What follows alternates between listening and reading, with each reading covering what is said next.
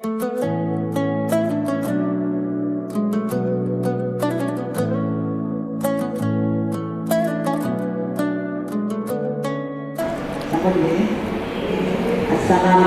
warahmatullahi wabarakatuh. Waalaikumsalam warahmatullahi wabarakatuh.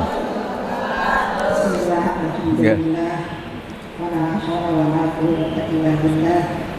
Qala Allahu ta'ala fi kitabil karim, a'udzu billahi minasyaitonir rajim. La in syakartum la azidannakum wa la in kafartum inna 'adzabi lasyadid. Sadaqallahul 'azim. Amma ba'd. Kami memuliakan dan kami menghormati beliaunya Haji Baharuddin yang akrab dipanggil Gus Baha. Tidak menyangka sama sekali karena anak kita ini merupakan rezeki yang luar biasa, nikmat yang luar biasa. Barokahnya jenengan-jenengan bisa istiqomah. Kemarin saya kan menyampaikan ke jenengan, insya Allah Gus Baha nanti malam mau hadir. Jam 3 jam 2 karena kan ngatur pengajian ini apa-apa jam 3 ngaji biasanya itu jam 3 bagi ngaji biasanya tidak mungkin. Artinya apa? Ibu-ibu ini sangat mengharapkan kehadiran Gus dan ijazah oleh Allah. Jadi ibu-ibu ini ngaji-ngaji Gus ini baca Gus baca jadi bentuk tidak cepat spontan alhamdulillah sampai pembangunan Gus panjang bagi rawuh dan tidak boleh kalau motor sun sana Gus jazakumullah ahsan jazaa Gus ini berpesakan ibu-ibu kok istiqomah Gus dan ini manfaat Gus manfaat pokok dan manfaat Gus. Yang terakhir mungkin ibu-ibu buat foto Gus jangan foto semoga juga mungkin kalian juga tanya jawab Gus ibu-ibu ada problem-problem yang disampaikan jawab. Mungkin itu sementara yang bisa saya sampaikan dan iqbal dalam aturan dengan panjenengan. Mungkin itu tidak mengatakan akhirnya dalam ngomong mufiq akan ikut. Wassalamualaikum warahmatullahi wabarakatuh. Assalamualaikum warahmatullahi wabarakatuh. Assalamualaikum warahmatullahi wabarakatuh. Alhamdulillah, wassalatu wassalamu ala rasulillah sayyidina maulana Muhammad sahbihi wa barik wasallam asma'in. Gini yang pertama jenengan harus matur nuwun sama Dr. Bunyai Aina. Berkatnya beliau punya watak memaksakan itu akhirnya terus kalau cerita sedikit tentang beliau cerita wudhu. Wudhu itu begini, nanti di akhirat itu malaikat itu tidak secanggih Allah, malaikat itu ora pinter-pinter banget loh. Tentu pinter Allah subhanahu wa ta'ala. Sehingga nanti itu kata Nabi, sabda Nabi itu kalau orang wudhunya sempurna, basuh wajah sempurna, tangan, kepala sempurna, itu nanti sinarnya itu terang benderang. Sehingga identifikasi kalau ini ashabil yamin, kanan ya kanan, kalau kiri ya kiri. Jadi yang gelap gulita itu kiri, yang terang benderang itu kanan. Kalau wudhu jenengan nggak bener itu jenisnya yang kelap-kelip. Nah ini bisa kegaruk kemana-mana karena mau dikanankan sinarnya nggak cukup, mau dikirikan nyatanya ada sinar. Yaitu terus kata Allah ini yang jenis ini menjadi ashabul araf karena pas digaruk sama malaikat identitasnya tidak jelas. Maka kata Nabi, inna ummati yut'auna yaumal qiyamati hurran muhajjalin. Umatku nanti dipanggil Allah itu dalam keadaan wajahnya bersinar, tangan kakinya bersinar. Terus Nabi ngendikan min asaril wudhu, semua itu efek dari wudhu. Kalau wudhunya sempurna, sinarnya itu sempurna. Nah, maka tadi Neng Aina cerita panjang lebar tentang wudhu. Jadi begini ya, wudhu itu meskipun sah dalam madhab Syafi'i ya. Dalam madhab Syafi'i itu kalau ngusap kepala itu sedikit pun itu sah. Tapi kalau dalam madhab Hanafi itu minimal itu sak bon-bonan, seperempat caranya. Ini itu apa kalau orang Jawa? Bon-bonan. Tapi yang musalsal, tapi bukan syarat sah ya, ini ideal ya. Yang musalsal sampai Rasulullah itu terutama bagi cowok kayak Gus Sofa ini begini. Nabi memasukkan, coba pegang ini enggak, ini dipegangin mic-nya. Ya, Nabi memasukkan ini 2 jempol ke sini, terus ini ditemukan di sini, terus begini. Musalsal. Musalsal ya, ini begini, terus ini ditempokkan gini, terus begini sampai sebelah. Sehingga semua kepala kita ini kena asaril wudu, kena wudu. Karena diantara identifikasi orang baik, ya itu ada istilah yauma tarol mu'minina wal mu'minati yas'a nuruhum baina aydihim wa bi'aymanihim. Nanti di akhirat itu para malaikat tuh melihat ini wajahnya bersinar apa enggak. Sekali bersinar langsung dikategorikan partai kanan. Kalau yang tidak bersinar partai apa? Kiri. Berarti partai terlarang. Terus kemudian disekat. Faduriba bainahum bisuril lahu bab, disekat. Nah, sekat ini nanti yang menjadi pagar, Iqbal ya, menjadi apa? Pagar. Yang temangsang karena kelip-kelip itu disebut asabil a'raf. Asabil a'raf itu orang kalau dimasukkan surga kuotanya nggak cukup, dimasukkan neraka pernah ke majelisnya Ning Aina kan nggak pantas. Kalau diumumkan gini kan nggak pas. Para ibu-ibu yang ikut ngaji Ning Aina di Arisalah silahkan masuk neraka, kan nggak pas ya. Makanya penting bikin paradok itu penting supaya kita tidak sah masuk apa? Neraka. Makanya ada pengarang Burdah itu terkenal sekali. Pernah dengar tuh kitab apa? Burdah. Itu yang ngarang namanya Muhammad bin Said Al-Busiri. Namanya itu Muhammad. Bener-bener Muhammad namanya. Beliau dalam doanya itu lucu, ya Allah, nama saya ini Muhammad. Sehingga kalau nanti engkau manggil, wahai Muhammad masuklah ke neraka, itu paradok. Engkau adalah zat yang nggak pantas bersikap apa? Paradok. Wahai Muhammad masuklah ke, itu paradok apa pas? Paradok. Makanya terus disunatkan punya nama yang baik supaya nanti misalnya, nah sehingga kalau nama kita kadung misalnya nama biasa atau nama Jawa nggak apa-apa, tapi nanti punya nama baru ikut majelis apa? Taklim atau majelis ar-risalah. Jadi wudhu itu penting sekali. Karena itu identifikasi. Jadi di surga neraka itu definisinya Allah itu yaumatab yaddu wujuh, di hari ada wajah-wajah bersinar, watas waddu wujuh, ada wajah-wajah yang gelap. Itu yang menjadi alasan Allah mana yang perlu masuk surga, mana yang perlu masuk neraka. Nah, tentang tauhid supaya sampai tidak terjebak ateis atau komunis. Saya pernah ngaji sama orang-orang Pertamina di pondoknya Gus Zofur Maimun, yang isi beliau sama saya. Ada orang tanya, Gus, andaikan ada orang ateis atau komunis atau non, dia sosialnya bagus tapi nggak iman sama Allah, dia suka bersedekah, berderma, masa ia menjadi ahli neraka? Kayaknya kok kasihan ya. Padahal kata kitab akidah, orang yang kafir tetap masuk neraka meskipun dia baik secara apa? Sosial. Terus saya punya analogi. Analogi itu kias. Misalnya saya punya rumah, ini rumah saya, ada kulkas isinya buah lengkap ya. Ada makanan, rampatan, ada semua. Terus ini Gus Iqbal atau Gus Sofa ini masuk, terus ibu-ibu dibagi, ini silahkan makan, silahkan makan. Kira-kira orang itu nganggap Gus Sofa itu baik, nyun sewu loh, apa maling? Dari segi ngasihnya baik, tapi yang dikasihkan milik orang. Tidak ngakui jasanya yang punya. Ketika Anda baik tapi ateis, silahkan minum, tapi kamu nggak pernah berpikir kalau itu minum itu ciptaannya Allah Subhanahu wa ta'ala. Silakan tempat rumahku, memangnya bunyi gayanya bahaya kan, gayanya Allah Subhanahu. Masuk toh? Artinya betapa fatalnya orang yang tidak ngakui Allah Subhanahu wa ta'ala. Ketika orang nggak ngakui eksistensi Allah, ternyata apa? Dia ngamal atau berderma dengan sesuatu yang tidak miliknya, tapi merasa miliknya. Itu buruk apa baik?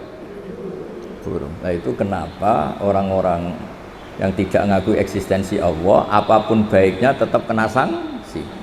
Itu ibarat Gus Sofa atau Gus Iqbal ini masuk rumah saya, isi kulkas disodakohkan, isi uang disodakohkan. Dari segi sodakohnya baik, tapi ditangkap tuh sama Bu Bulwan itu dianggap pidana ya. Itu kira-kira diapresiasi apa ditangkap? Ditangkap apa diapresiasi? Ditangkap. Ibu-ibu kalau numpang suami sedekah sama tetangga agak pamit suami, diapresiasi apa dimarahi? Nah, itu pentingnya iman sama Allah Subhanahu. Kalau kita iman kan kita ngasih tetangga tidak sok berjasa karena kita yakin uang ini milik Allah Subhanahu. Makanya saya termasuk kiai baik gitu. Kata orang banyak saya ini kan termasuk kiai pinter. Tapi kenapa saya tetap tawaduk? Karena saya tahu ilmu saya itu milik Allah Subhanahu taala. Sehingga saya tidak perlu nuntut jenengan hormat saya, ngesot, nggak perlu. Ya sudah begini sudah bagus. Jadi dulu itu sahabat ditanya, ini cerita nyata. Ibu-ibu mulai dulu kan tukang demo. Ya nggak pernah bener lah mulai dulu, memang sudah gitu. Tapi tetap masuk surga karena nanti malaikatnya bisa didemo kalau nggak masuk surga. Ibu itu ngaji sama Nabi. Itu ada yang jilbabnya miring, ada yang nggak pas. Mungkin sebagian ada yang, pokoknya ada yang nggak pas.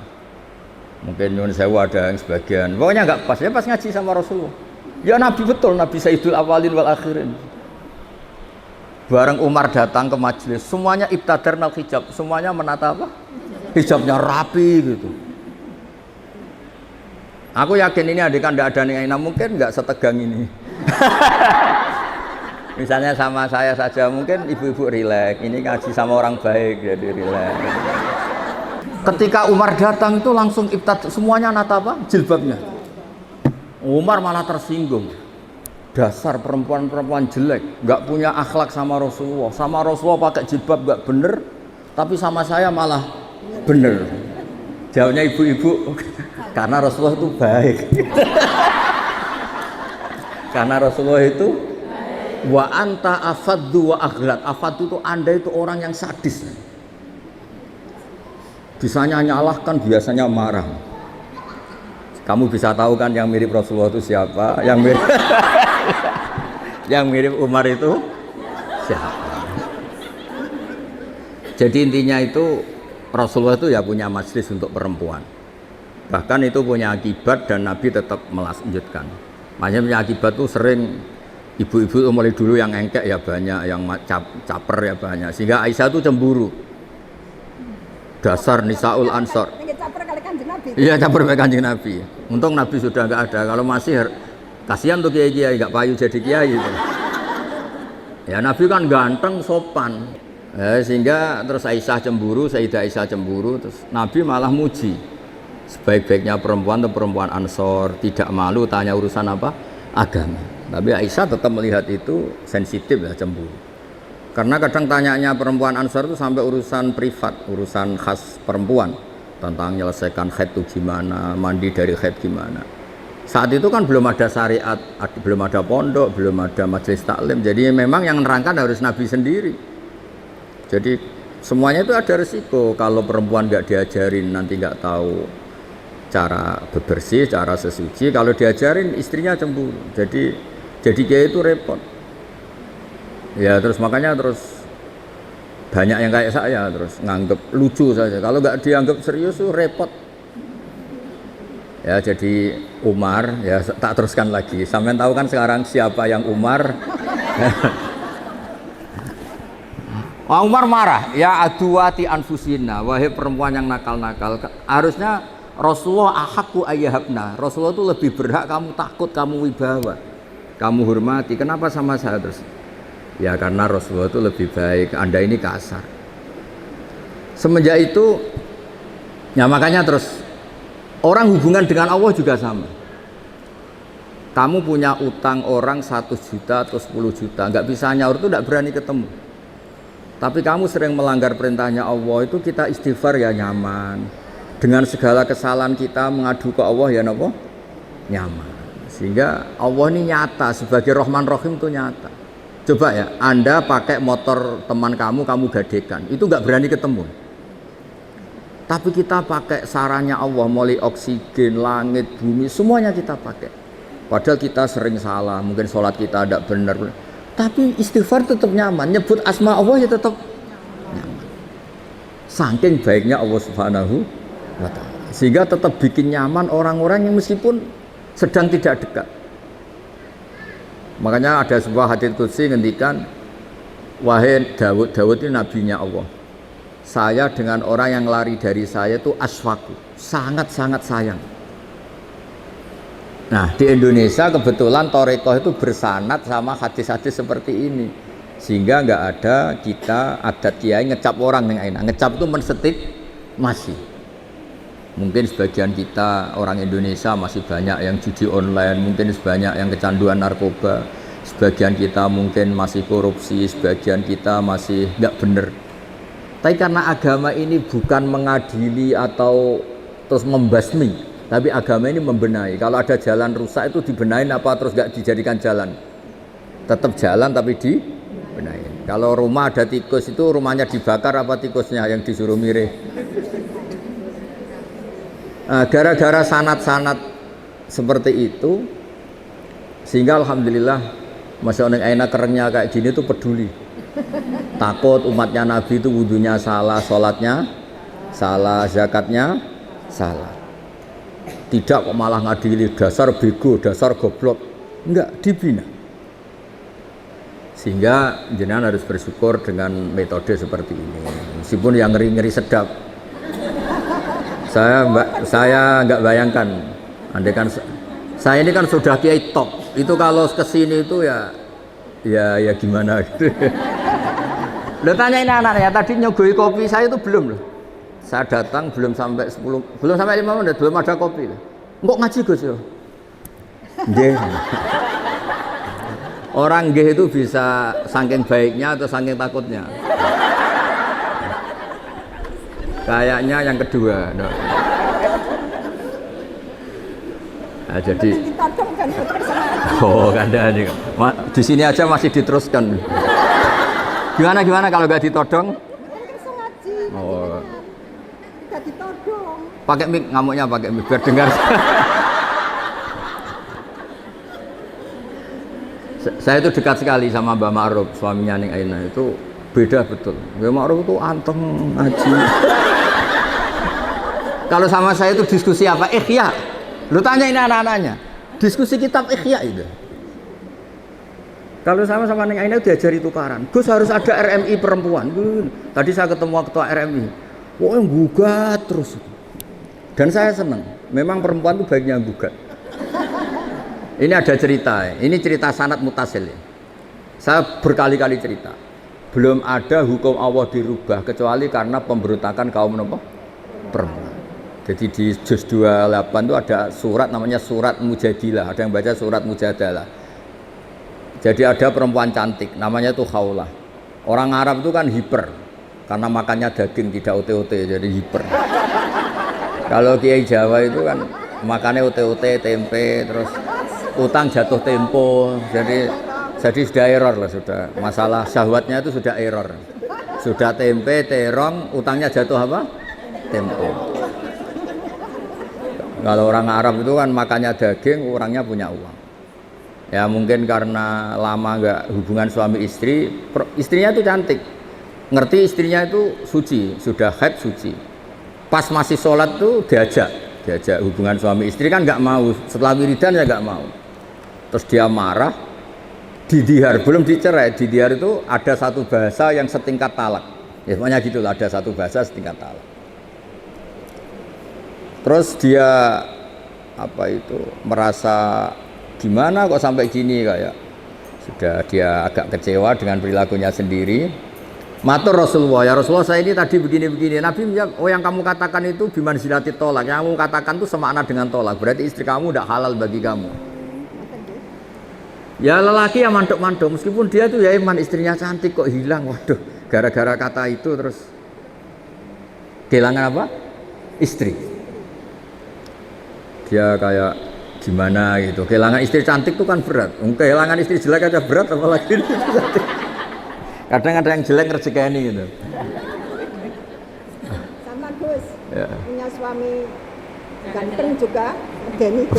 Medeni. Ganteng punya uang ning nak kere gak pati medeni. Karena kalau ganteng kere itu terus error ya, nggak menarik ya. Terus ngowah-ngowah kayak orang.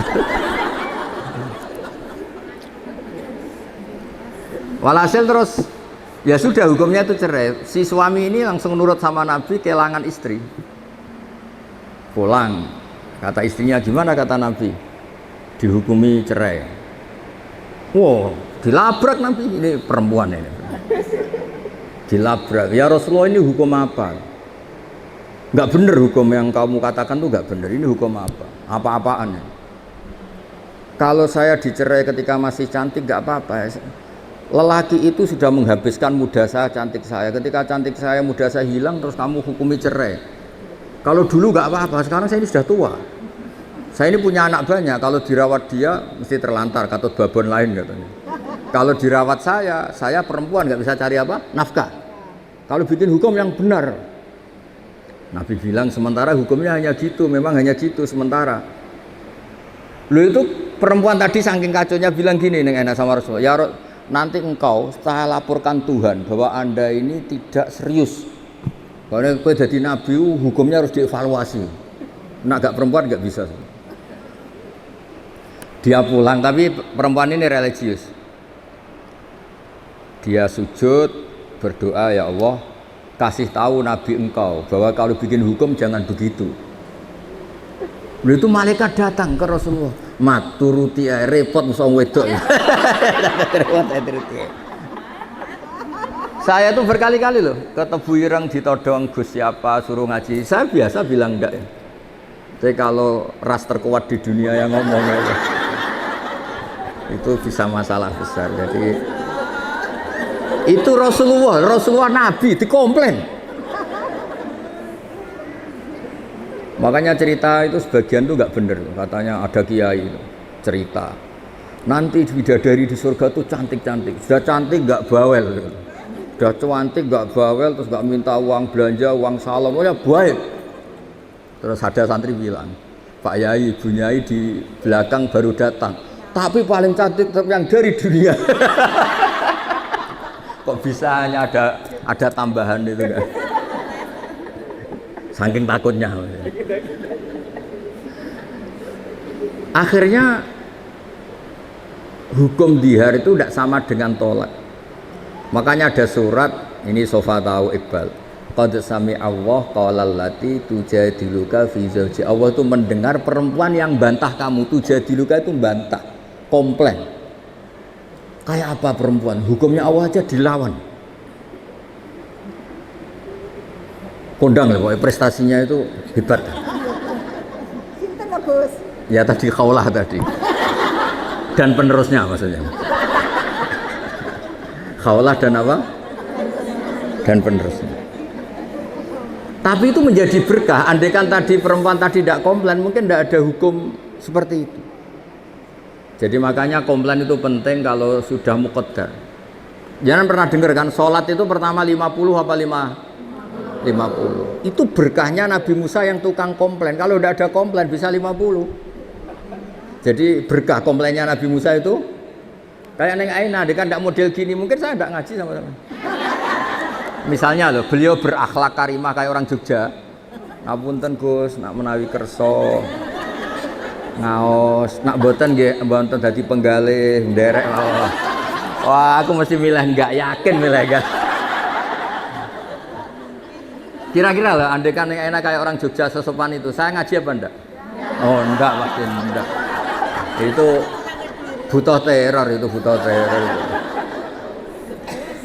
Saya itu berkali-kali di Sidogiri, di pondok-pondok itu kan masih keluarga itu. Mesti ya monggo Gus nak ngaji, aku muni sesuk ya sesuk gak apa-apa engko. Nah kali ini enggak. 5 menit. Jadi ya. Tadi saya baru asik cerita-cerita sama Mbak Anwar. Beliau delok jam, wis wayahe ngaji. Wah. Jadi sowan Mbak Anwar ya dijami. Mbak Anwar loh, abahnya sendiri. Di tengah-tengah asik cerita ya hebat, Masya Allah. Semoga nanti Mungkar Nakir juga takut tanya. Terus repot musone aina wis kono ning sekarep.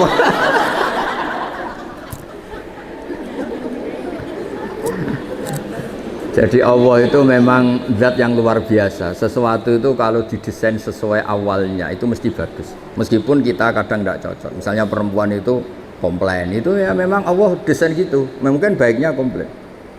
Saya itu sering dilapori santri-santri yang awal nikah. Gus, istri saya itu sering minta uang saya, padahal saya ini orang miskin, gimana ini? Tak jawab, ya sudah minta lelaki lain. Wah jangan Gus. Langsung berarti itu ya memang sunnahnya perempuan mau minta uang siapa kalau nggak sama. Ada yang cerita lagi, Gus istri saya sering marah sama saya gini. Ya sudah biar marah sama tetangga. Jangan Gus, nanti malah gimana? Artinya apa? Ya sudah, desainnya perempuan itu minta sama suaminya marah, itu desain yang apa? Bagus. Maka para lelaki harus nikmati itu, harus mulai nikmati itu. Nikmati radio bobrok ini. sudah harus. Karena kalau nggak dinikmati ya bisa stroke gitu. Ya karena Nabi itu orang paling pintar di dunia itu kan Nabi Muhammad. Itu nggak ada rumusnya ngadepi perempuan. Nabi pernah ngendikan, ini terakhir ya. Nanti ada tanya siapa, tak turuti semua. Ada Nabi itu ditanya, gimana Nabi menghadapi perempuan? Perempuan itu khuliqat min dilain awas, dari iga yang apa? Bengkok. Kalau kamu paksakan lurus, maka patah. Kalau kamu biarkan tetap apa? Bengkok. Nabi saja tidak punya rumus, apalagi kita. Sahabat ditanya, terus piye? Ya tidak piye-piye, sudah gitu itu sudah. Diluruskan apa? Patah, dibiarkan bengkok. Terus ya sudah begini. Kayaknya orang paling cerdas di dunia tidak punya rumus kalau tentang apa? Perempuan. Hebat dia perempuan itu. Hebat. Ya saya itu berharap begini itu nanti kalau sudah ketemu Allah nanti di akhirat itu wis cobamu wis kenal ning aina wis coba.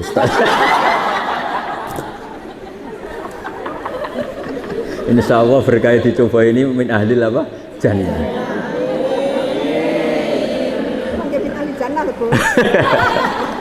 Saya nggak bisa bayangkan pengujinya disertasi beliau pengujinya itu nggak bisa bayangkan.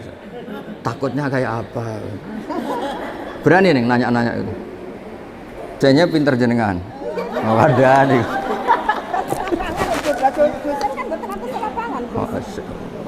Akhirnya lulus ya? Terus diprotes mungkin.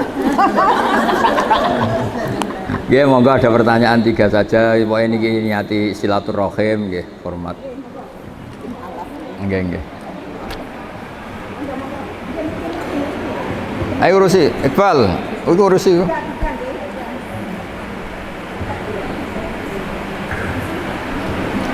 PCA. Apa? PCA. Oh, nggih, monggo. Waalaikumsalam, nggih. Nggih berdiri mawon, berdiri tegak mawon nggih. Ngapunten. Dalam niku kan keluarga besar Nasrani. Nggih. Terus saya sampun alhamdulillah sampun mualaf. Nggih. Namanya siapa? Dalam Lilis biaya. Panggilannya apa aja panggilannya? Lilis ya. Iya. Dalam engkang dalam tanyaaken niku apakah nama baptisan yang dibawa mulai kecil kalau sudah mualaf itu harus ganti apa tidak? Oh ya. Terus kebetulan almarhum bapak Allah kasih nasib. Nggih. Terus datang seharian itu kan nonton salib itu. Nggih. Ngaten Gus. Nggih. Terus terakhir dalam itu sampun mboten kagungan sederek. Ibu bapak sederek mboten. Dalam sakmenika ngopeni Pak Lek ingkang gangguan jiwa. Nggih. Pak Lek niku mboten krono. Nggih. Kadang sok ngamuk terus. Nggih. Kalau yang pun dalam ngantos ajri. Nggih. Umpami dalam pas saat ngamuk menika dalam model datang Satpol PP napa Nggih. dinas sosial Nggih. napa dalam salah. Nggih. Napa mboten. Nggih. Nggih. Terus dalam menika kan rumiyin ngaso datang perbankan. Nggih. Menika kados pundi Nggih. kan kata yang anu sakmenika sampun pensiun. Nggih. Ada kan perbankan dibutuhkan oleh masyarakat. Nggih. Akan kata yang anu riba Nggih. kan memang dibutuhkan oleh Nggih. masyarakat. Nggih. Nggih. Warahmatullahi wabarakatuh. Salam warahmatullahi wabarakatuh. Ya satu-satu aja biar fokus ya. Ya ini yang lain meskipun tidak tanya ikut dengerin ya karena ini ilmu. Terus yang jelas itu Bu Lilis harus syukur ya. Syukur dikasih hidayat Allah Subhanahu wa taala. Berkahnya syukur ini bisa mengabaikan hal-hal kecil yang mungkin masih mengganggu. Ya saya ulang lagi, berkahnya syukur ini bisa mengabaikan hal-hal kecil yang apa? Mengganggu. Misalnya Anda itu buka puasa dengan nasi kualitas beras paling rendah, minum teh ya kualitas paling rendah, minum kopi. Tapi karena sangat lapar, sangat haus, itu seneng sekali. Ya sama mungkin orang-orang yang dulu pernah tidak Islam, itu kan ibarat kalau terus itu kan nyun sewu menurut keyakinan Islam kan bahaya sekali. Sekedar selamat meskipun adnas salamah dengan standar paling apa? Minimal, paling rendah, tetap itu luar biasa. Jangan sampai setelah kita Islam masih ngeluh, sayang bapak saya belum Islam, mbak saya belum Islam, karena ini hanya mengganggu apa? Syukur. Ya itu hanya mengganggu apa? Itu kan ibarat kita buka puasa, sayang nasinya hanya nasi kelas rendah, sayang hanya pakai tempe tidak daging. Kalau gitu kan mengganggu apa? Syukur. Nah, jadi itu satu. Kedua soal nama itu dulu meskipun lewat baptisan itu tidak ada pengaruhnya, tidak punya akibat di status keislaman. Jadi nggak perlu diganti boleh. Nggak perlu dibuang, nggak perlu diganti. Terus soal perbankan itu masyhur itu di fatwa NU.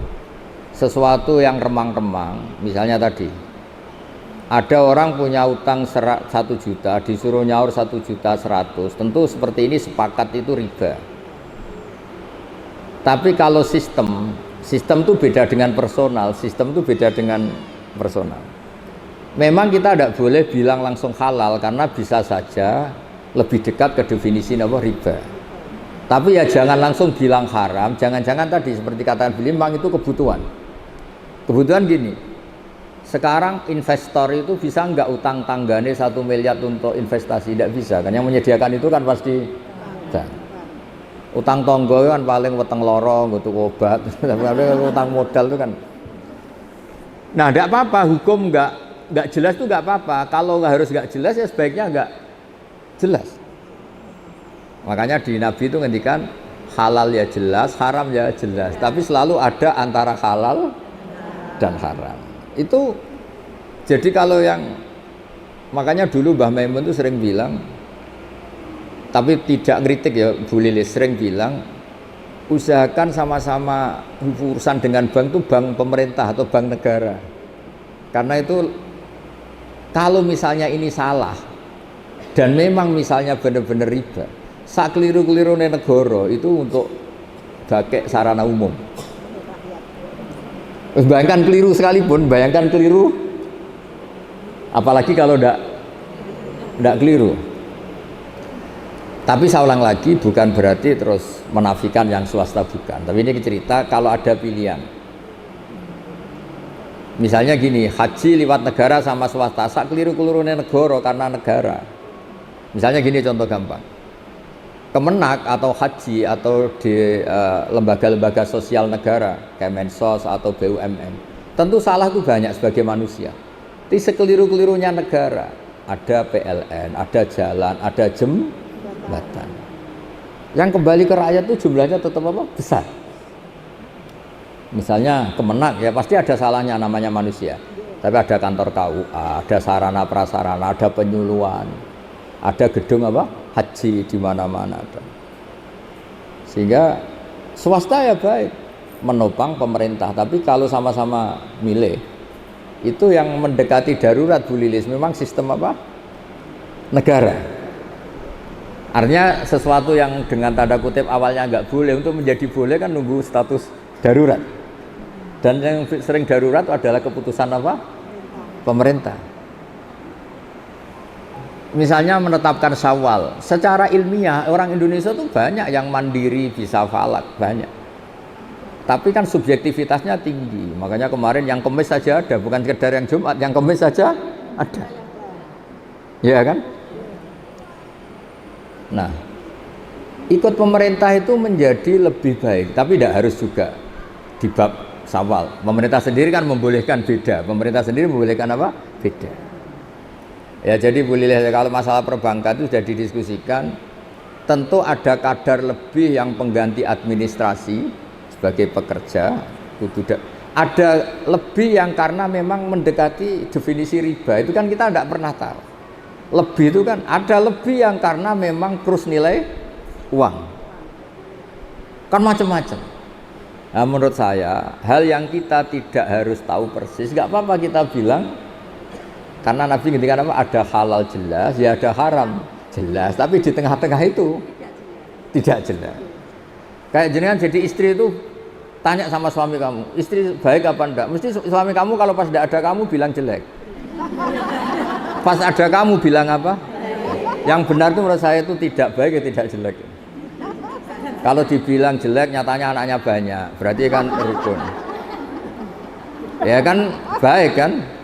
Bisa kumpul anaknya banyak. Dibilang baik ternyata suami kamu tambah hari tambah elek, tambah trauma, dan dekati musibah lah. Jadi sesuatu itu yang tidak jelas itu nggak apa-apa kita bilang nggak halal haram, jangan bilang wah berarti ini nggak tegas, nggak bisa seperti itu. Ada hal-hal yang memang nggak perlu kita, misalnya ibu-ibu gini secara fikih, gimana hukumnya ibu-ibu muslimat yang masih cantik datang ke pengajian? Sama lihat di kitab fikih itu diharamkan selagi mungkin bisa tanya sama suaminya atau kiai setempat yang nggak perlu keluar ke arisalah. Tapi misalnya itu dipraktekkan, mana ada wong itu ngaji mbek tanggane ora seneng mergo ora iso kluyuran. Aku yakin, enggak sama jawab ya. Ngaji di sini sama datang ke Rembang seneng mana? Seneng ke Rembang karena keluyuran. Ternyata apa? Wisata religi itu ada wali orang Tuban, kan ada walinya Sunan Bonang. Tapi ya seneng saja kalau ziarah ke Sarif Hidayatullah, kan ada keluyurane. Kalau dia seneng wali kan cukup wali tetangganya kan bisa. Tapi kurang asik. Tapi yang Cirebon nanti ke Tuban. Jadi untuk bertanya hal-hal kecil sebenarnya bisa, kiai tonggone sampean itu bisa. Tapi kan nggak keren orang yang pondok internasional Arisalah. Jadi itu manusia, apa itu nama? Penjelasannya itu baik apa enggak? Ya sudah, enggak usah dijelaskan. Nggih ngoten Bu Lilis nggih. Ya semoga.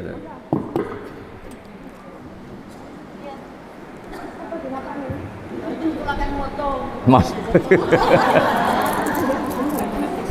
Assalamualaikum warahmatullahi wabarakatuh. Waalaikumsalam.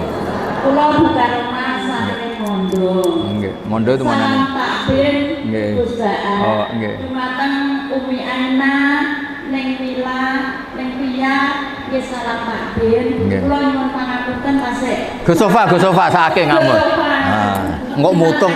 Bapak izin kemarin mboten saged rawuh, ngapunten ingkang kathah. Nggih. Ingkang kula pertanyakan niki tentang wudu, Gus. Nggih. Syarat sahnya sholat itu kan wudu. Wudu itu ada 4 rukun sampai tertib. Nggih. Nah, sedang orang Islam itu mau sholat itu harus wudu dulu. Dan kita itu untuk melihat sahnya wudu kita, sahnya sholat kita, untuk melihat cahaya aura wajah. Nggih. Kalau manusia itu ada yang putih dari Allah Subhanahu wa Ta'ala. Nggih. Ada lagi yang dari skincare. Nggih. Yang saya wajah yang bersinar dari air wudhu dan sholat kita diterima. Sampun matur suwun. Wassalamualaikum warahmatullahi wabarakatuh. Oh enggak. Nah ini begini ya, ini kan kita diajarin untuk jadi juri. Pertanyaannya harusnya kok untuk kita tahu gimana, harusnya enggak untuk menjadi sah, kok malah juri. Berarti saya harus nunjurin ini wajah wudhu apa wujud sah? Wajah skincare. Ini yang wajahnya padang karena punya uang apa karena wudhunya benar?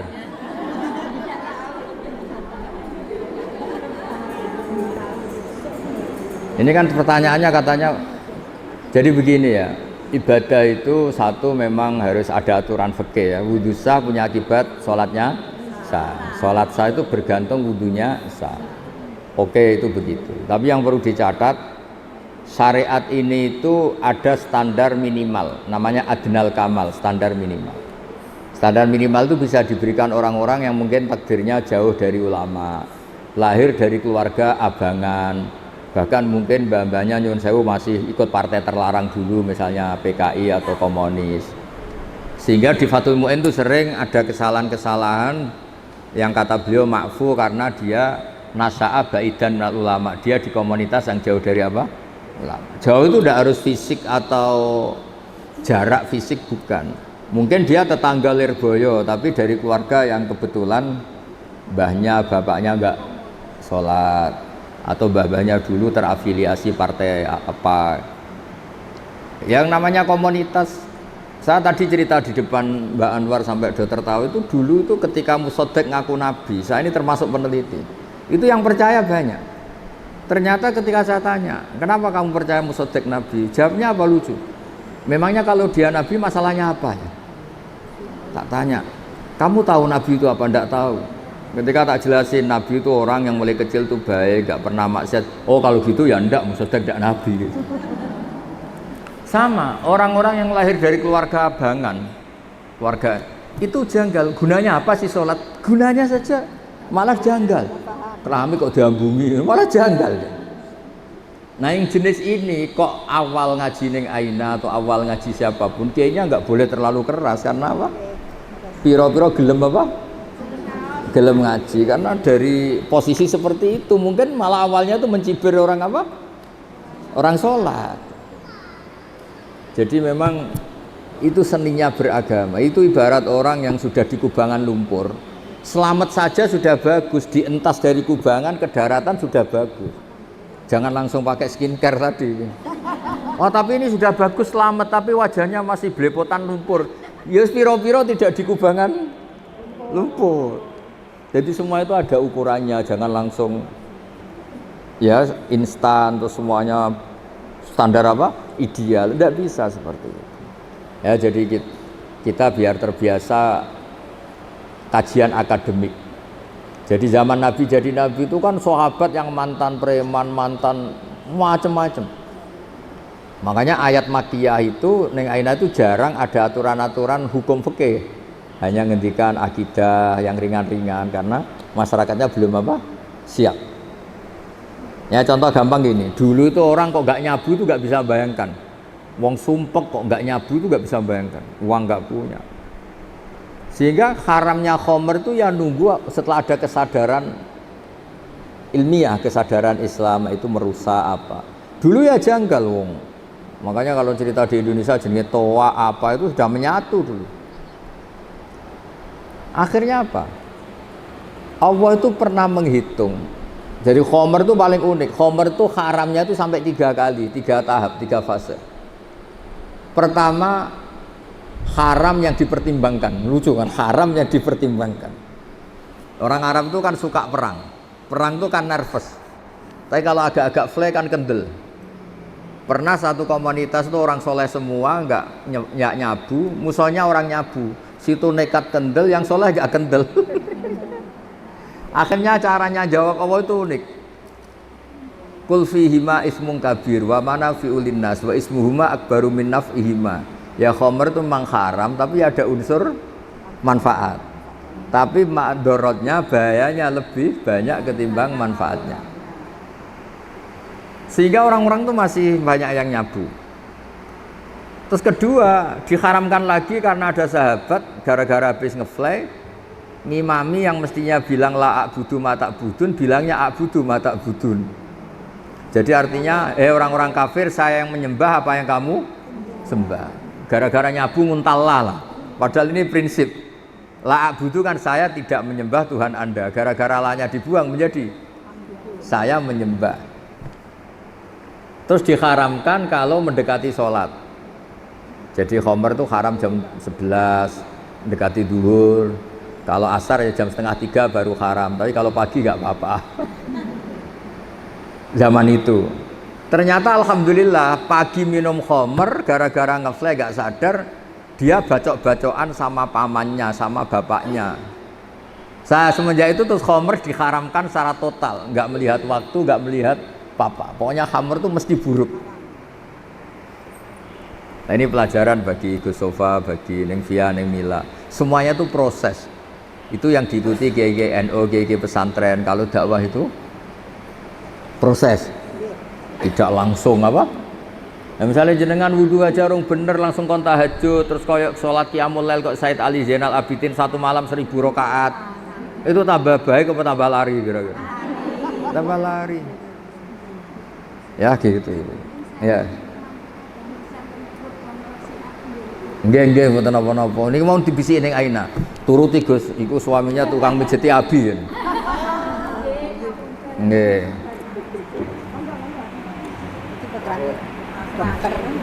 Dokter tentara. Oh nggih. Nggih. Berdiri mawon nggih. Berdiri tegak mawon mboten napa-napa nggih.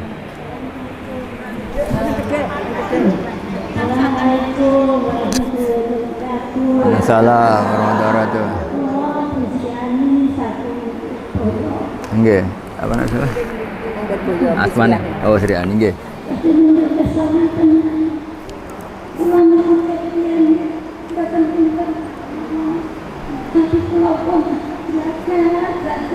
Nggih.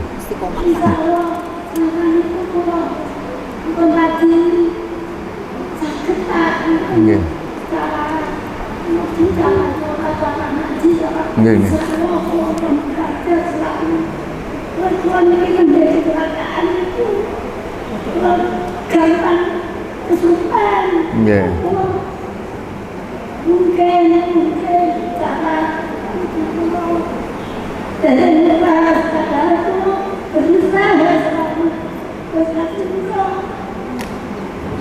biasa saya yang buatan ngaji itu kami berusaha jamaah sholat itu sebagai kami kalau mau saya salah itu kematian menjadi mami selalu salah itu selalu Tuhan itu mungkin Tuhan itu buatan teman tampi kami padahal belum benar-benar bagus kalau nggih. Via itu ya. Bu Sriani siapa? Bu Sriani nggih. Mantan perawat. Dados ngeten nggih, yang diceritakan Bu Sriani tadi lupa karena kecelakaan niku salah nggih. Niki dora kecelakaan nggih sering lupa kok. Alhamdulillah. Lupa itu berkah. Kalau sampai inget terus masa lalu, eling diutang, wah malah ra bahagia nih. Eling bojomu tahu darani sampean macam-macam terus baliknya itu bisa trauma semua orang kalau nggak punya lupa itu bisa apa? Trauma semua. Pokoknya eling mantan terus malah rusak kabeh. Jadi lupa itu bagian dari berkah. Ya lupa itu bagian dari apa? Berkah. Nah, makanya ada al-insan mahalul khotok wanisya. Jadi manusia itu tempat lupa. Jadi kalau nggak lupa malah apa? Malah bahaya. Itu ada seorang suami istri nggak lupa terus. Harusnya saya tidak dapat kamu. Dulu mantan saya lebih tampan. Yang suaminya bilang harusnya saya sudah dapat kamu. Mantan saya lebih cantik. Itu bahaya. Itu orang nggak. Itu gara-gara nggak apa? Nggak lupa. Jadi maka bahagialah bangsa yang sering lupa. Loh coba kalau nggak lupa itu repot. Coba kalau Indonesia tuh orang Indonesia ingat kalau negara ini punya utang banyak, bahagia enggak? Berkahnya lupa ya sudah baik-baik saja. Mulai zaman awal ada Indonesia sampai sekarang utang banyak ya baik-baik saja. Saking banyaknya rahmatnya Allah Subhanahu wa ta'ala. Jadi gini Bu Sirani ya, ada ijazah ini sekaligus saya ijazahkan jenengan. Ibadah itu mulai dulu dari kita, apapun benarnya menurut fikih sebetulnya tidak pernah ideal menurut Allah Subhanahu wa ta'ala. Meskipun secara fikih kita benar. Karena pasti ada hal-hal yang kita tidak benar. Makanya doa Nabi yang sering diajarkan ke kita itu apa? Ya Allah, jika saya tidak layak mendapat rahmat Engkau, maka rahmat Engkau yang layak mendapatkan kita. Sama tahu semut, semut tuh kalau jatuh di jurang atau keledai, mergone aina lagi duwe napa? Keledai, badhe dilelang gitu. Misalnya gini, ada keledai atau kambing kecil jatuh di jurang yang curam, bisa naik enggak? Enggak. Tapi kalau dia bilang enggak mungkin ke atas, itu bohong, ya bodoh. Berkahnya orang lain atau ditolong tim SAR atau sekarang damkar ya, pemadam kebakaran. Nyatanya selamat. Banyak kan cerita di TV-TV itu sapi jatuh ke sumur kedalaman 15 meter. Akhirnya selamat apa enggak? Karena dia apa karena ditolong? Nah, hubungan kita dengan Allah seperti itu Bu Sirani. Mungkin amal kita tidak ideal, tidak benar, tapi rahmat Allah yang akan menolong kita. Makanya doanya itu ya Allahumma illam akun ahlan an ablugha rahmataka farahmatuka ahlun an tablughani. Itu doa yang diulang-ulang Nabi dia ya Allah, jika saya enggak layak mendapat rahmat Engkau yang layak mendapatkan kita. Ya coba kayak Bu Lilis, pernah enggak misalnya kecilnya minta jadi muslimah? Enggak pernah kan? Tapi ketika Allah menghendaki, tahu-tahu jadi. Aku yakin Neng Aina kecilnya ini kan anaknya Kiai, enggak pernah ingin jadi dokter. Bayangkan ya jadi Neng, jadi Kiai, sing iso ngongkon-ngongkon apalah pokoknya ya gitu. Tapi nyatanya Allah menghendaki jadi apa? Dokter, lewat jalur dosanya takut, tapi kan tetap jadi. Makanya Anda tidak usah putus asa. Semut misalnya, semut bisa nggak ke Amerika? Cara lahir nggak bisa, beli tiket nggak bisa, ngurus paspor. Tapi dia itu kebawa koper orang yang mau ke Amerika. Kebawa koper orang sampai Amerika enggak? Nah makanya Anda jangan pernah putus asa. Kita ini punya Tuhan yang Rahman Rahim. Mungkin amal kita tidak cukup untuk mendapat surga, tapi rahmat Allah menjadi kita cukup untuk mendapat surga. Makanya di akidah kita apa? Mlebu swarga iku mergo fadhole Allah Subhanahu wa ta'ala. Jadi masuk surga itu karena rahmatnya Allah ta'ala. Terus yang terakhir itu ada analogi bagus. Ada orang Bani Israel itu ibadah. Zaman itu orang kan umurnya panjang-panjang. Saat itu orang itu biasa umur sampai 200 tahun, 300 tahun. Dia tuh gak pernah maksiat nih. Ibadah terus gak pernah maksiat. Jadi gak pernah marah sama orang, ngamuk kiai. Saya ini kan tamu disuruh-suruh, gak pernah salah. Pokoknya orang gak pernah salah. Bawaannya tuh bener terus. Ya secara teori etika itu kan gak ada, tamu disuruh-suruh itu kan gak ada. Itu etika Jawa yang gak ada, etika Islam juga gak ada. Gak ada benernya itu sebetulnya secara teori itu gak ada. Yang bener saya, orang baik saya. Meskipun tahu itu nggak pas tetap nurut. Itu kalau nggak orang baik nggak bisa. Terus dia itu masuk surga. Mau masuk surga ditanya sama Allah. Ya anggap saja ibadahnya itu 500 tahun. Memang dicerita 500 tahun. Kamu tahu kenapa masuk surga? Iyalah Gusti, saya kan nggak pernah maksiat. Saya kan nggak pernah maksiat. Hidup saya tak penuhi dengan taat. Jadi saya layak masuk surga. Apa kata Allah? Lucu katanya Allah. Ya silakan ada di surga 500 tahun. Loh kenapa Gusti? Infonya surga itu selamanya. Kenapa harus 500 tahun? Karena Anda berkeyakinan surga Anda karena amal Anda. Amal Anda kan 500 tahun. Kan sudah impas di surga 500 tahun. Yang abadi itu rahmatku. Yang abadi itu fadlku.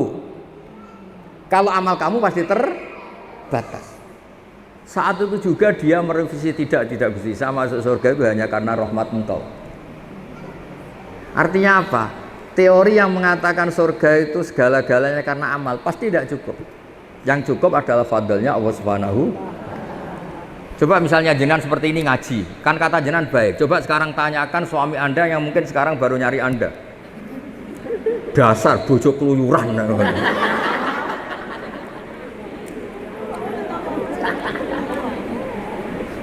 Jangan tanya Bu Neng Aina karena diuntungkan jenengan datang.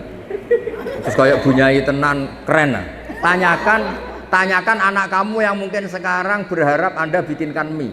Terus tak tanya, ibu kamu kemana? Bilangnya ngaji apa keluyuran? Ngaji. Terus dia tanya, baik apa enggak? Baik apa? Saya terlantar gitu. Jadi ada sisi baik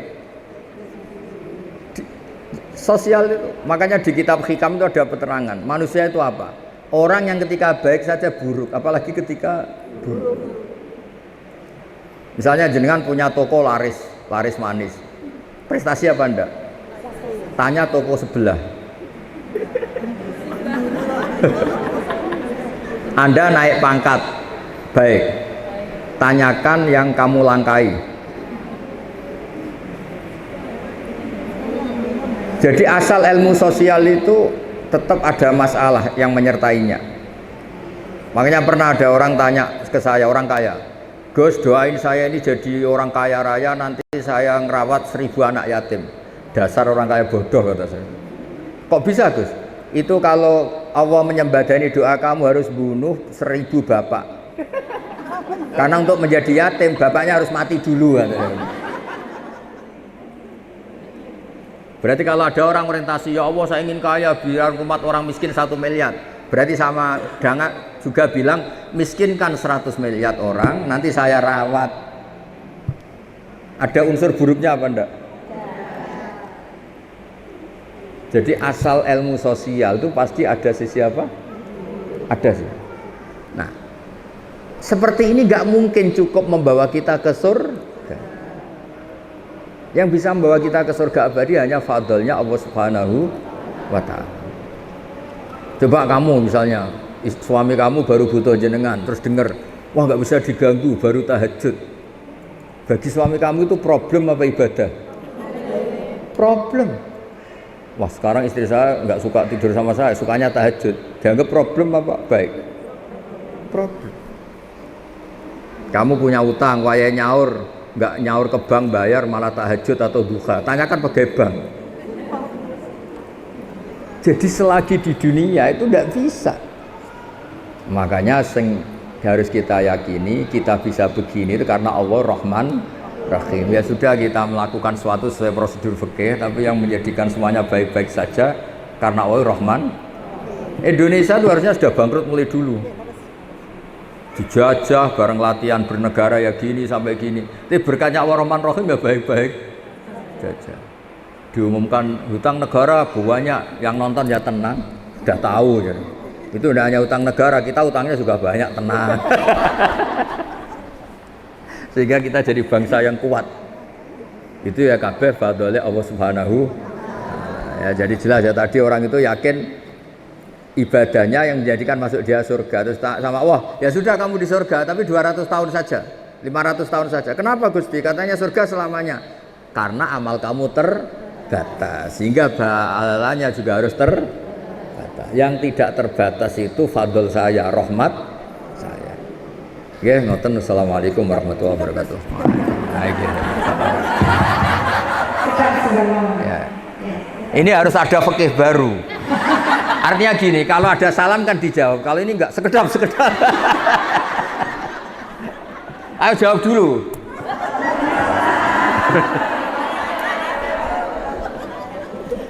Supaya enggak ada fikih baru.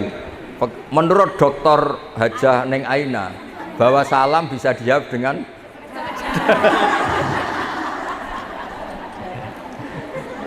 gimana Neng? Yeah. Perempuan itu kan nggak wajib memasakkan wajan.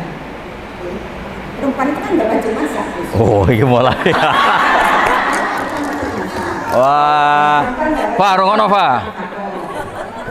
Bojomu ra krungu yuk, alhamdulillah krungu iki bahaya.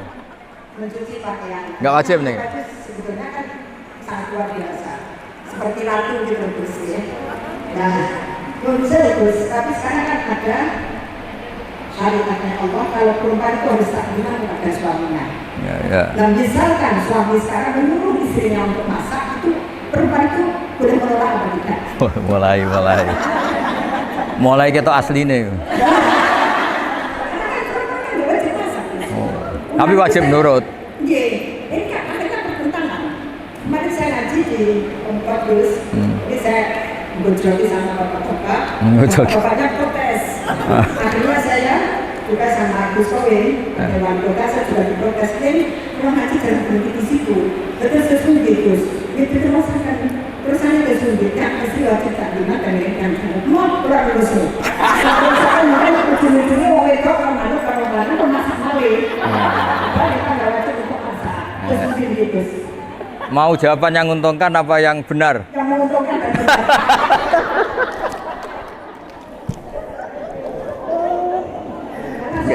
Enggak, ini jawabannya itu yang menguntungkan apa yang benar?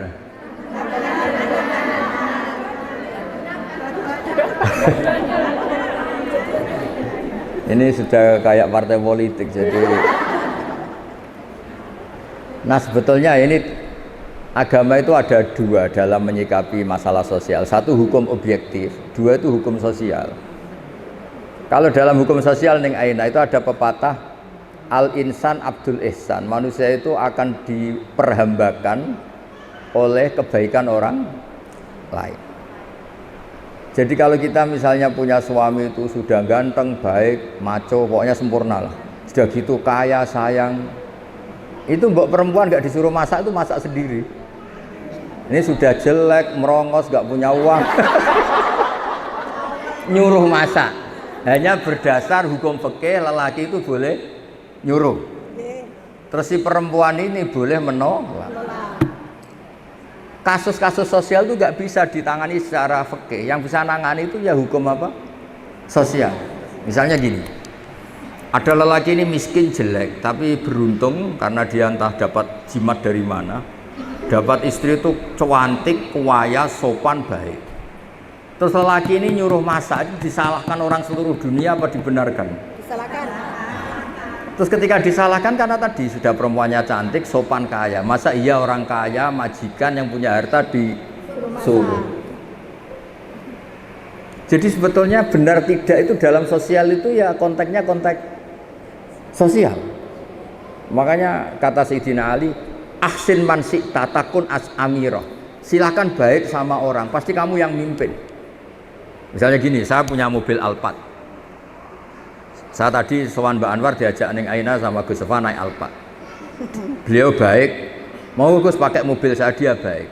Itu otomatis saya nyuruh itu gak pantas, gak mungkin secara moral, secara psikologis orang nyuruh orang yang berbuat baik. Kalau ada istri, misalnya kayak Ning Aina kan sudah ningnya, putrinya Mbak Anwar, terus Mbak Ma'ruf itu kan santri. Gak dinyali ya ngongkon. Malah nawani piye tak geno nasi goreng. Jadi itu gak fikih-fikihan, yang itu secara naluri kasta itu. Saya punya kawan, dia itu dosen, doktor, profesor, dosen, cantik. Saking pinternya gak ada yang berani nikah dia. Akhirnya nikah sama supirnya. Karena itu satu-satunya dia butuh lelaki, pokoknya yang penting lanang. Nyari doktor masih bawahnya, nyari dosen karena dia profesor doktor. Itu hubungan suami nggak fikih-fikihan. Supirnya itu kalau dia datang ya mobil milik istrinya apa milik istrinya ya sopan sendiri dia.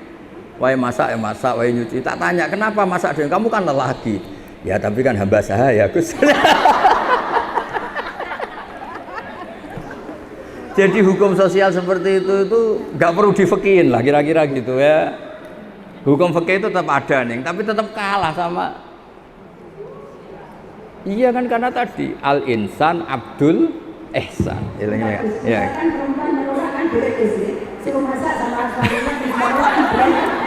Ya sudah, khusus Ning Aina boleh.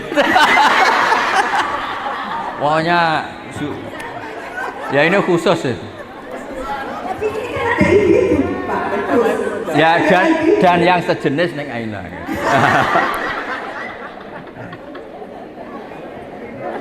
Ya tadi Gus. Hukum sosial itu nggak bisa ditebak. Tadi kan banyak nyun sewu pembantu atau nyun sewu cah dalem atau dulu bawahan.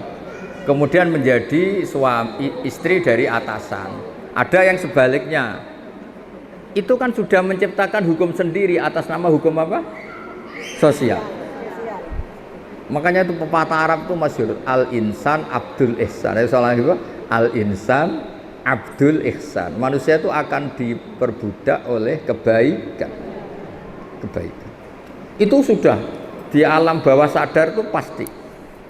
Misalnya Anda punya suami dulu itu yang nolong orang tua kamu, punya utang diselesaikan. Keluarga kamu mbak punya rumah, dikasih rumah. Terus Anda menikah dengan lelaki ini. Habis nyali Anda untuk nuntut itu habis. Karena pasti disalahkan orang banyak dengan posisi Anda yang hanya ditolong, diberi, kemudian masih nuntut, pasti disalahkan orang banyak. Tapi Anda punya suami pengangguran di rumah, ganteng tapi nganggur, diantem piring orang ngesahkan, macam nganggur, pantasnya hadiah ya piring itu mesti gitu.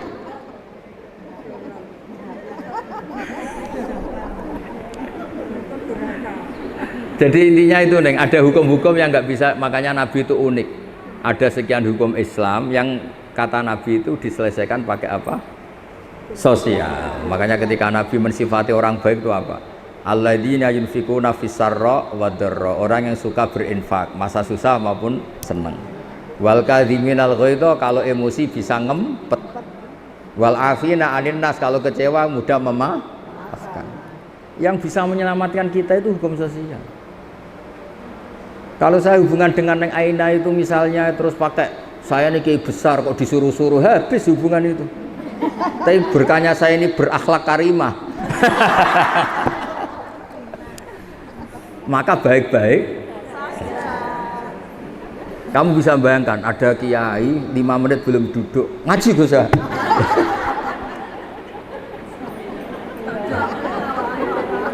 Bisa bayangkan. Lu Rembang sini tuh jauh loh. Normalnya kan cek kesel monggo istirahat. Sarapan belum, kopi belum, ngaji Gus. Ya ngaji. Jadi yang bisa menyelesaikan sosial adalah konsep-konsep Allah Ta'ala tadi. Berderma, wal kadhiminal ghaidha, bisa mengendalikan emosi, wal afina 'anil nas, dan mudah memaafkan. Makanya saya meskipun Aina ini keras, saya itu bangga. Orang keras kok punya umat banyak, berarti di balik kerasnya itu ada kebaikan. Kalau keras saja pasti sudah bubar. Aku yakin ibu-ibu yang ngerasain ini mesti kereng tapi apian. Itu kalau nggak ditambahi sudah bubar mulai dulu. Nggak benar nggak ini? Oh, benar. Mesti ditambahi apian kan? Apian. Disiplin. Jadi, oh ya. Ya nggak jadi disiplin ya. Kayak militer itu. Tepat waktu. Ya jadi saya mohon berkahnya ngaji ini jenengan ngerti. Jadi ada fikih hukum formal, ada fikih apa sosial. Misalnya Anda punya suami yang angkuh, yang wangkot. Mungkin kamu kandani nggak ngandel. Kalau ke bapak saya gini, bapak saya Kiai Nur Salim. Nak ana wong sombong hak dongakno utange akeh, engko ora ndek akhlak dhewe. Bisa enggak kamu punya suami wangku, terus dia butuh uang pinjem kamu 10 juta. Langsung berakhlak apa enggak? Dididik dikandani kiai ra ngandel. Dongakno itu utang terus butuh kowe. Itu bukti nih bahwa hukum itu enggak semuanya bisa menyelesaikan apa? Masalah. Mulai ndonga sampean bojomu butuh butuh duit. Terus dongakno ra iso nyaur. Oh itu kamu perhambakan jalan itu. Bisa hamba sahaya itu. Banyak kan orang bengal, kumisnya sekolah apa. Ini gara-gara punya utang sama orang pincang. Matur nuwun. Padahal ini pincang, tapi yang ngutangi. Artinya orang tuh pasti tunduk. Makanya kalau punya suami angkuh, dongakno diutang.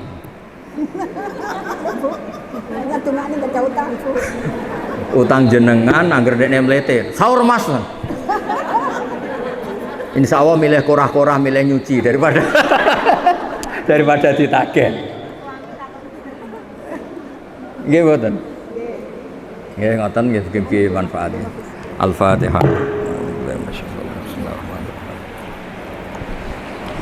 Ghairil maghdubi 'alaihim waladdallin. Bismillahirrahmanirrahim. Nahmaduka ya ghafur ya syakur wa sallallahu alaihi wasallam Muhammad sallallahu alaihi wasallam. Allahumma ij'alna aminin mutma'innin alladziina la khaufun 'alaihim wa la hum yahzanun. Rabbana atina fid dunya hasanah wa fil akhirati hasanah wa qina adzabannar. Alhamdulillahirabbil alamin.